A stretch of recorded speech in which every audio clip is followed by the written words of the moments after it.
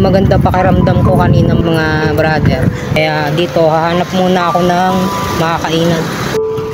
Buhat kaninang umaga mga bro, ngayon pa lang ako kakain. Kasi nga hindi maganda pakiramdam ko kaninang umaga. Ngayon medyo okay na naman. Pares. Kain tigat. Dine-in po. Tapos ko lang kumain mga bro dito sa may kanto.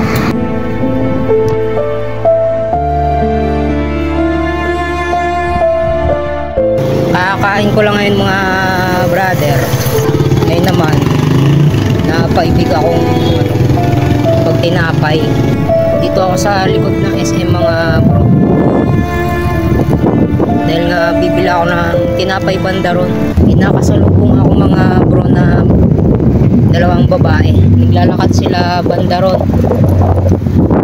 Nakatingin baga sa akin. Baka kilala ako mga bro. Ano? Doon ako bibili ng tinapay mga kaibigan. Tsaka po dalawa nito. Tsaka po dalawa ng crinkles. Dalawa po. Okay mga bro, dito ko natitirahin tong tinapay. Okay, salamat sa inyong pagsama and peace out.